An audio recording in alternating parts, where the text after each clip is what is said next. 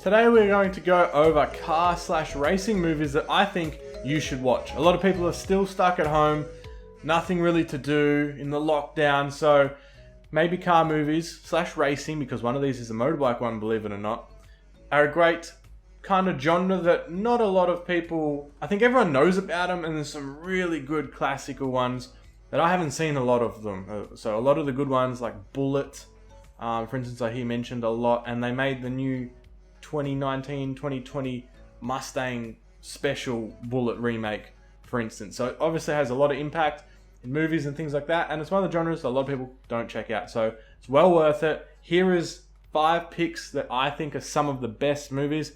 Everyone's going to think movie lists are different, right? Everyone's got their own top 5 that they would recommend, and they probably don't agree with this at all. I've just tried to make this nice and well-rounded, depending on who's watching it. Maybe a die-hard racing fan, someone that just likes turbo noises and lights off their car, neons, that's the word, and some that want more of a story. So kind of trying to fit that all into 5 is really hard to do. Because of that, I'll list some kind of other runner-up recommendations, whatever it may be, but just keep in mind that everyone's top 5 list, or what they say is the best, is a little bit different. So these are just some that I think are pretty good, and you should probably check them out. Starting with number 5 and working our way up to some kind of number 1 would actually be The World's Fastest Indian. Now, this movie came out in 2005, and yes, it was a motorcycle film. It's not particularly on racing. It's about a real story following through a remake of a real story of a New Zealander by the name of Burt Munro. And pretty much the film is about trying to beat the land speed record on a 1920 Indian motorcycle, I believe. And I remember when this film first came out, I was a member of my local motorcycle club. I grew up racing motorcycles, Speedway. Now my love for racing is more transitioned over to cars, but I still like motorbikes nonetheless. And this was a great film. I remember watching it even as a bit younger. That is like 15 years ago now. I remember when it first came out in the cinema. So I was, I was young. And it's just left such a big impact on me, because I remember, it's a long time ago, so I don't exactly remember how it went. But I remember that it left a big impact on me in a good way. Brilliant movie, and you should probably check that out. Then one that's focusing more on cars and crazy vehicles, and it falls into more of that category of if you just want to watch a generally good film and you're not too much of a car fanatic or racing fan, then Mad Max might be the film for you. So this is one of the newest movies on the list, 2019, I think the release date was, and I think it's also one of the highest rated movies on the list. Now, when I first watched it, I kind of left the theater of a bit of a mind. It was interesting. It was interesting. Lot going on, and like I said, it caters more towards the film lovers, the real diehard critics.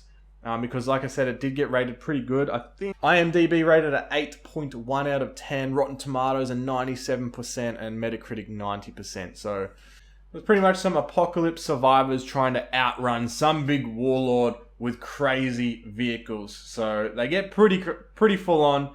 It's not based on real life racing or anything like that, but was rated pretty good. If you haven't seen it, then definitely check that one out as well. Moving on to number 3, fitting in a comedy, we have Tallsdega Nights, The Ballad of Ricky Bobby. Now, I only just found out through researching some lists of movies and rejogging my memory of all the movies that I've seen in the last decade or two.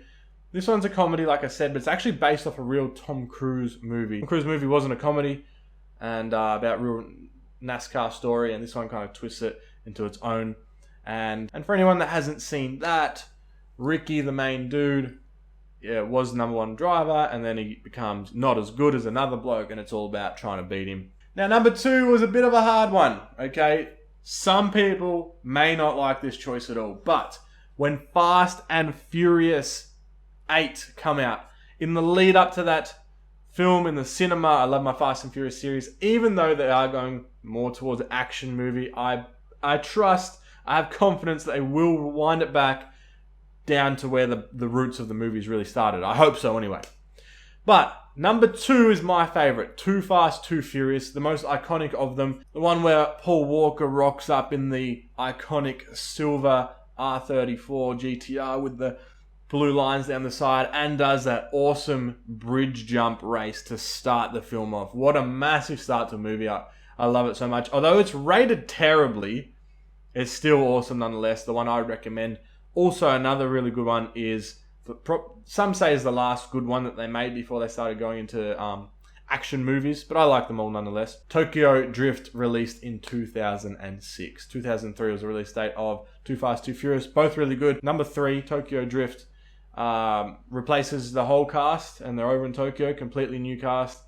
And so they're both awesome. And the newest one has coming out, that's been pushed back because of all the lockdowns and stuff to next April, has the main dude in it. I'm not going to talk too much because this is based on if you haven't seen the films, but number 3 is definitely worth a big watch because of, if you have any plans to watch the newest one, it looks like they're going back or explaining something that the fans have been waiting for a long time. So I'm not watching any trailers or anything. I don't want to have any spoilers for the new one. I just want to wait and see what happens with Fast and Furious 9. Finally, released in 2013, the number 1 car/racing film that I think you should watch, and it fits those two categories perfectly, whereas some of these are spread out a bit more to capture more of a larger audience. Hopefully some of you real car fans, before you hit the dislike button and hate this video, will agree with this one. The movie I think you should watch, whether or not you're a diehard car fan, an average person, or a bit in the middle, is Rush. So based on the true story of Niki Lauda, which sadly passed away earlier this year, I believe. He was still involved with F1 and Lewis Hamilton's racing team, so it's a pretty good time to watch the film that was released a few years back, just because of that. Follows the story between the rivalry between James Hunt and Niki Lauda, and really awesome movie. I got my partner to watch it with me. I started off watching it for 30 minutes. 30 minutes in, I'm like, man, this is an awesome movie. But not only is it awesome because I'm a car fan, but I think anyone that isn't will also generally really love this movie. So I've got my partner to watch it. She picks things up about cars here and there because I never shut up about them, but isn't a super fan, like probably wouldn't be interested if it wasn't for me. And she really, really got into the film as well. So awesome to watch. Some big highs and lows. You never quite know what the movie's going to bring to you. And I won't say any more on that, but he did just pass away recently, so definitely a good time to watch the film. Now, that's my top-ish 5. That's 5 that I recommend to watch. There's also some other honorable mentions that hopefully will tick some boxes of other people that probably had a certain few movies in mind that are upset that I didn't watch them or didn't mention them. But keep in mind, this is only the last 2 decades, because a lot of these older films I haven't seen, because I can't really do...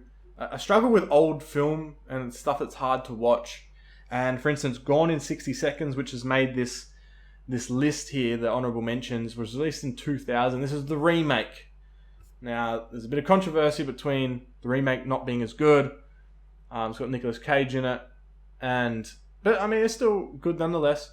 But it is a little bit grainy. You know, it's released in 2000. Film's got a lot more clearer, and CGI and everything's awesome these days. So keep that in mind watching that. But it's about stealing some very, very iconic cars. So bit of an action movie, but also has some really wicked cars in that one as well. We also have Senna. So if you've just watched Rush, which I reckon you should after the historic Formula 1 driver Niki Lauda, then you can't go without seeing Ayrton Senna. So the 2011 film based off him. It's more of a documentary though. I haven't finished the whole thing. But it's definitely one that I'll get around to watching just because Ayrton Senna left such a big impact in the sport as a whole. And an interesting one that I've only added to my list from doing a little bit of research before I made this video here was a horror movie actually called Death Proof, released in 2007. It's a horror movie, like I said, not based on racing or anything, but he does have some wicked cars that he uses to murder people with. So that might be interesting to watch. Hopefully this gave you some new films, or at least one that you can add to the list to get done in the next week or so while you're stuck at home. And if it did, then be sure to like the video. It would really help me out. Smaller channels is hard to grow here on YouTube with all these big ones dominating it, and it lets YouTube know that the video was somewhat good to you. And you can always subscribe to watch more car-related content. And yes, we did record this whole video on the simulator for added effect. Thanks for watching, guys. I will see you next time.